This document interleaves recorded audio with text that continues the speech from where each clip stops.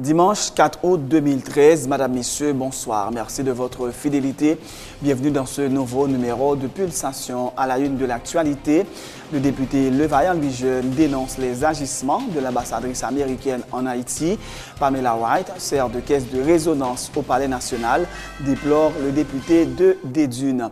Le député Levaillant Louis Jeune dit accorder très peu d'importance aux nouvelles déclarations de l'ambassadrice américaine, selon lesquelles les élections sont possibles en Haïti cette année.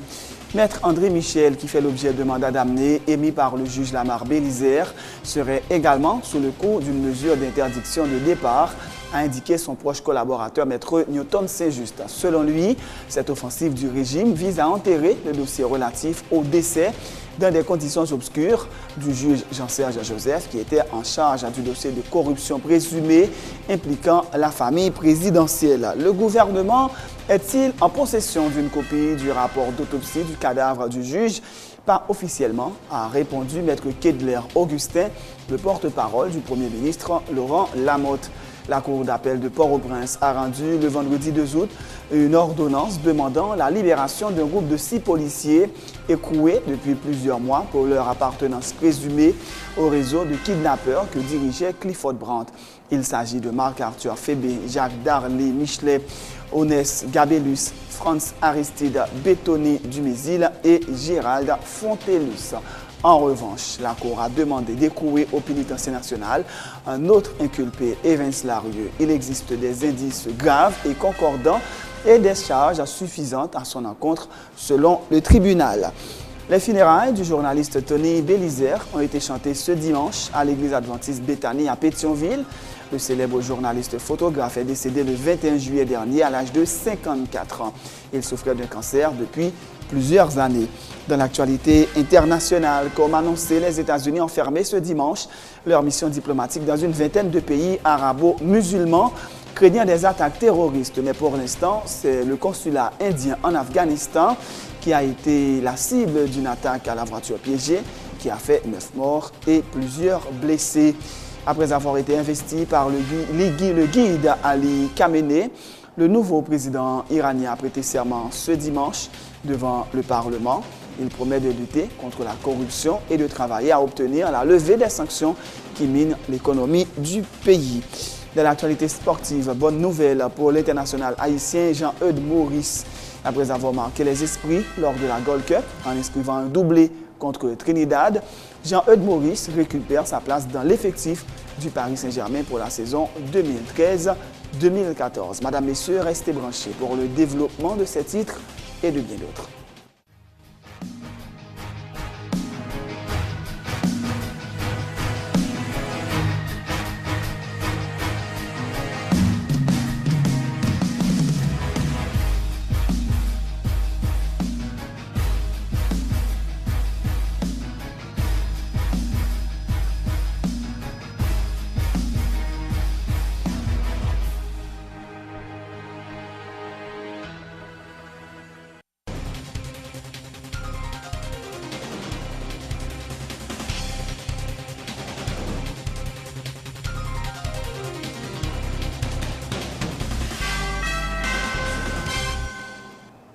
De Rechef, bienvenue dans le développement du journal.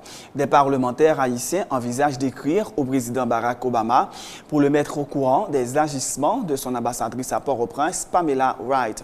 C'est ce qu'a indiqué ce dimanche à Sans Détour l'ancien président de la Chambre des députés, Levaillant Louis Jeune.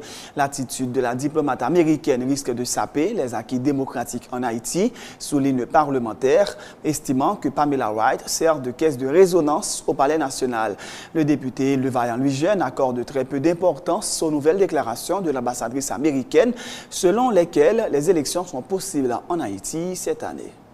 C'est vraiment regrettable que aujourd'hui, la représentation diplomatique américaine, jadis qui était très intelligente, très réservée et dans la prise de position, que aujourd'hui, depuis Merton, qui vient tourner en diplomatie de raquette. Oui, nous sommes comment Merton, il est intervenu directement dans le processus électoral et l'imposer à la nation Michel Martelly, qui pas qualifié, qui pas même 5e dans le pour venir président. Et depuis l'arrivée de Mme Pamela Wright, c'est comme si le palais national il servi de caisse de résonance pour le palais. Et c'est lui-même qui est censé... Il y a une rivalité avec Lucien Jura et Kedler dans fait porte-parole, M. Michel Martelly. Donc, pour nous-mêmes, d'abord parlementaires citoyens haïtiens, nous protestons contre cette manière de procéder, de faire de l'ambassadeur américaine. Et ces semaines passées, on a discuté avec quelques parlementaires comment nous avons écrit directement le président Obama pour nous mettre au courant de agissements représentants dans le pays d'Haïti qui ont forme de collision avec Martelly à partir d'intérêts qu'il a défendre et qui a mis en péril aujourd'hui les acquis démocratiques et qui presque fait nous tourner à une période révolue dans la tentative de réhabilitation que M. Martelly a fait. Et l'élection qui dit qu'a fait là? Élection, non, parce que ça m'a dit, la parler. Et je dis, il pressé pour le faire, c'est pour quelque part, pour lui mettre opposition en couille. Comprenez ça, parce que par quelque temps, il t'a dit que techniquement, c'est lui qui t'a dit par la voix de l'Amérique, que techniquement, l'élection n'est pas possible. Et Britsoukou, lui, jodi, pendant que la période de temps lui rétrécit, par rapport à Adélia, Britsoukou lui reconnaît que l'élection est faite dans le FEADEA. Donc nous-mêmes, comme nous pour l'élection, nous avons continué à mettre pression pour que tout le monde qui est concerné concourt à l'organisation des élections à la fin de l'année, mais principalement le président de la République qui était toujours a fait obstacle depuis un certain temps à l'organisation de ces élections. On a répété le mot d'ordre là, la démocratie est vraiment en danger avec le président Martelly, élection ou démission à la fin de l'année.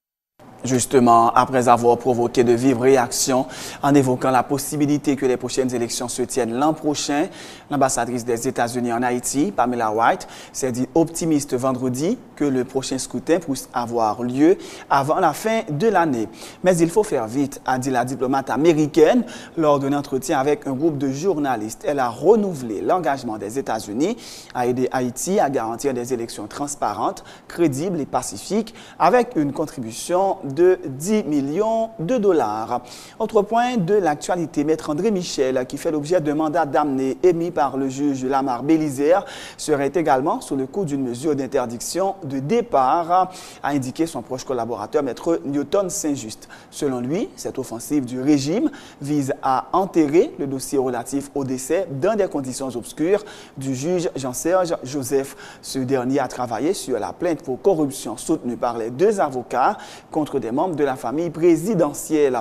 Maître Saint-Just informe qu'il est en train de récuser le juge Bélisaire en raison notamment de ses inimitiés avec Maître André Michel. L'affaire André Michel, là, c'est une action pour touiller le dossier de la famille présidentielle, mais malheureusement. Parce que lorsque le 2 juillet, le juge a fait une décision côté qu'il a ordonné aux grands fonctionnaires de l'État pour venir devant, et quelques temps après, et le 10, il y a un monde qui a dépêché, qui a joué Enol Forestal, parce que c'est dans nos Enol Forestal que nous faisons action. Il a offert M. l'argent le Bavlé. Immédiatement, le Bavlé, il y a une vague action qui ouvre et il y a un mandat pour arrêter. Heureusement, on l'a même parlé avec M. dans le téléphone, par un monde qui était dépêché à la Kaili. Un monde qui était dépêché à la Kaili, il parle avec le téléphone. M. dit désolé, nous ne sommes pas capables de faire ça parce qu'il n'est pas qu'à trahir. Parlez avec pour dire qui ça? Pour dire qu'il y a toute bagaille, il y a un poste à l'étranger pour le quitter le dossier. Parce que ça qui est arrivé. Si monsieur, c'est dans nous fait action, le désister, eh bien, et ça capable un handicap pour dossier à main. Et j'en nous dis, et dossier à Jodia là, c'est pas nous-mêmes qui mettons, c'est le président. Mais qu'on a monsieur ça pour les outils à couvert. Et bon, nous, monsieur a mandat d'amener d'elle. OK. Il a arrêté ton frère. Il a arrêté ton frère et jour vendredi 26 là. Et en dedans, on a, et quelques temps après, on vient arrêter. Et André Michel Fon dit tout que vendredi dernier, il y a un policier qui est France, Pierre Louis, qui est étudiant dans le droit et qui fait relais pour dire que il a arrêté pendant le dévin dans le commissariat pour le point de travail. On y a là, et dans l'audition, il a fait pression pour le dire des bagages sur André Michel, et il n'a pas même qu'on mettre André Michel à l'époque, et pour faire pression sur lui pour dire que Enol Forestal pas là. Il y a des gens qui battent même sur les lieux, ils mettent mandat d'amener derrière. Et aux dernières nouvelles, il y a une interdiction de départ contre André Michel. Donc, c'est une vaste opération de répression. Au-delà de dîner média que nous ne pas prendre devant le juge là, nous connaissons qui ça va nous faire, nous connaissons ça pas suffit. Nous connaissons. Ne vous en faites pas. Ne vous en faites pas. Ne vous en faites pas. Et les voies légales sont déjà entreprises. OK. Les voies Une légales. petite précision pour nous. Et- Les voies légales qui ça fait. Nous, pour exemple, gagner suffisamment d'éléments pour nous récuser juge amabiliseur. Et nous prenons exemple Inimity Capital là. Et Mais nous faisons ça déjà, mais nous ne pouvons pas faire. c'est déjà, nous entreprenons déjà, tout est acte préparé déjà. Donc, c'est-à-dire, dans les, par contre, si justice a signifié déjà à juge l'amabiliseur, si on déposé déjà dans la cour de cassation, il suffit que nous ayons une confirmation peut-être dans 24 heures, nous avons l'information ça publique.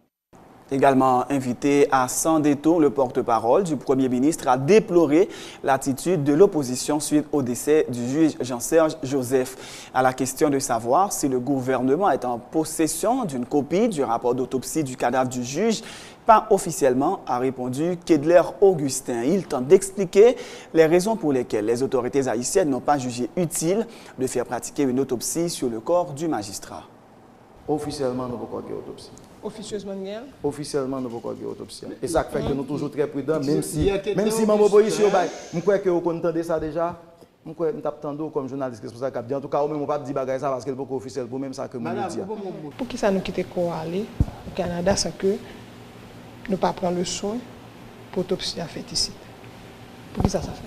Et nous sommes capables de poser des questions pour que ça monte au capement de justice là, qui connaissait des avocats qui ils connaissent très bien comment on aboutit à une preuve en matière pénale et qu'un juge expert, c'est quelqu'un qui a prêté serment sous décision autorité compétente en la matière pour que ça ait fait des bagages qui permettent que même si bagages là t'avoué, les en instance puis t'as perdu, est-ce que c'est connaît ou pas connaît, à quelle fin que pas quitter que ça la réussisse faire au fait. Je pense que c'est comme ça que tu as répondu à la question.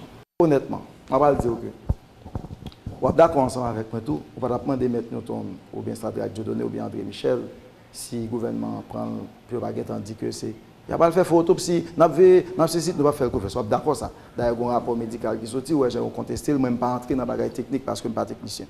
Je dis qu'il s'agit d'une erreur, effectivement, parce que selon la justice, c'est l'autorité judiciaire qui doit faire effectivement, mais on rend compte que le cas n'est pas plus confortable parce que nous autres, au niveau de l'exécutif, nous n'avons jamais manifesté notre crainte comme si par rapport au résultat, on bagaille scientifique. Ou dit son erreur que pouvoir faire, le fait que ne pas faire autopsie ici? Bah, dit son erreur que le fait. Ou dit il s'agit d'une erreur, même glisser sur lui, ou bah, ça veut dire? Moi, je dis que, quel que soit ce que tu es capable de procéder, moi, explique que je dis, la décision aurait été prise pour nous dire, bon, on a pris le cadavre là pour faire autopsie. Je garantis, dans toute la presse, je dis, c'est que André Michel, Newton, ça doit donner des conseils. Il a besoin de courir, venir prendre lui, il n'a pas de famille, il est capable de faire faux autopsie, puis il n'est capable de faire la vérité. Malheureusement, ce n'est pas dans que lié. Autopsie a fait, et puis moi, je vais faire autopsie déjà. Je vais faire en premier. Tout le monde. Ça m'a réussi, bonhomme. Sauf que moi, je me pose une question précisément. Maintenant, l'autopsie a pas sorti étrangement, moi, que même les gens ont tellement écarté l'autopsie, maintenant nous sommes en réunion, parlement, commission parlementaire, comme si nous avons la vérité scientifique.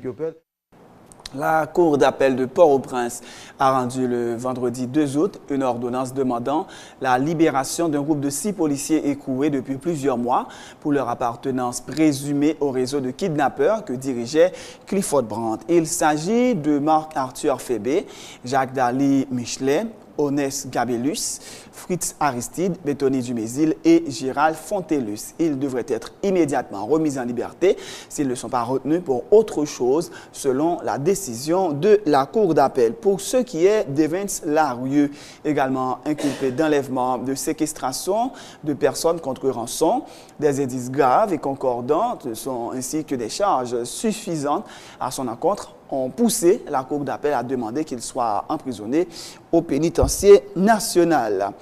Les funérailles du journaliste Tony Bélizer ont été chantées ce dimanche à l'église adventiste Béthanie à Pétionville. Le célèbre journaliste photographe est décédé le 21 juillet dernier à l'âge de 54 ans. Vendredi soir, des personnalités haïtiennes telles le cinéaste Raoul Peck, l'ex-ministre de la Culture Marie-Laurence Josselin-Seg et des membres de la presse ont rendu un hommage à Tony. La cérémonie a été marquée par des témoignages et l'exposition de quelques photos réalisées par le défunt. Une plaque a été décernée par Henri Caillard. Monsieur Henri, à titre posthume, à Tony pour l'excellence de son œuvre. Nous vous proposons un extrait d'un document posté sur le site de Haïti Press Network. Il aimait ce qu'il faisait. Il adorait sa caméra et il vivait pour sa famille, pour Dieu avant tout, pour sa famille, pour ses enfants et pour son travail. Mon mari était un exemple de courage, un exemple d'amour. Tony n'était pas un petit photographe, il n'était pas qu'un pigiste, il n'était pas qu'un fixeur. Tony, c'était un grand journaliste, c'était un grand photographe. Les morts ne sont pas morts. Écoute plus souvent les choses que les êtres. La voix du feu s'entend. Entends la voix de l'eau. Écoute dans le vent. Le buisson en sanglots. C'est le souffle des ancêtres. Ceux qui sont morts ne sont jamais partis. Ils sont dans l'ombre qui s'éclaire et dans l'ombre qui s'épaissit. Les morts ne sont pas sous la terre. Ils sont dans l'arbre qui frémit. Ils sont dans le bois qui gémit. Ils sont dans l'eau qui coule. Ils sont dans l'eau qui dort. Ils sont dans la case. Ils sont dans la foule. Les morts ne sont pas morts. C'est la fin de ce journal. Juste avant de vous quitter, voici le rappel des titres. Le député Levaillant Louis Jeune dénonce les agissements de l'ambassadrice américaine en Haïti. Pamela White, sert de caisse de résonance au Palais national, déplore le député de Desdunes. Le parlementaire dit accorder très peu d'importance aux nouvelles déclarations de l'ambassadrice américaine selon lesquelles les élections sont possibles en Haïti cette année. Maître André Michel, qui fait l'objet de mandat d'amener émis par le juge Lamar Bélisaire, serait également sous le coup d'une mesure d'interdiction de départ, a indiqué son proche collaborateur Maître Newton Saint-Just. Selon lui, cette offensive du régime vise à enterrer le dossier relatif au décès dans des conditions obscures du juge Jean-Serge Joseph, qui était en charge du dossier de corruption présumé impliquant la famille présidentielle. Le gouvernement est-il en possession d'une copie du rapport d'autopsie du cadavre du juge? Pas officiellement, a répondu Maître Kedler Augustin, le porte-parole du Premier ministre Laurent Lamotte. La Cour d'appel de Port-au-Prince a rendu le vendredi 2 août une ordonnance demandant la libération d'un groupe de 6 policiers écroués depuis plusieurs mois pour leur appartenance présumée au réseau de kidnappeurs que dirigeait Clifford Brandt. Il s'agit de Marc-Arthur Fébré, Jacques Darly Michelet, Oreste Gabélus, Fritz Aristide, Bertoni Dumézil et Gérald Fontellus. En revanche, la Cour a demandé d'écourir au pénitencier national un autre inculpé, Evans Larieux. Il existe des indices graves et concordants et des charges suffisantes à son encontre selon le tribunal. Les funérailles du journaliste Tony Bélisaire ont été chantées ce dimanche à l'église adventiste Béthanie à Pétionville. Le célèbre journaliste photographe est décédé le 21 juillet dernier à l'âge de 54 ans. Il souffrait d'un cancer depuis plusieurs années. À l'étranger, comme annoncé, les États-Unis ont fermé ce dimanche leur mission diplomatique dans une vingtaine de pays arabo-musulmans, craignant des attaques terroristes. Mais pour l'instant, c'est un consulat indien en Afghanistan qui a été la cible d'une attaque à la voiture piégée qui a fait 9 morts et plusieurs blessés.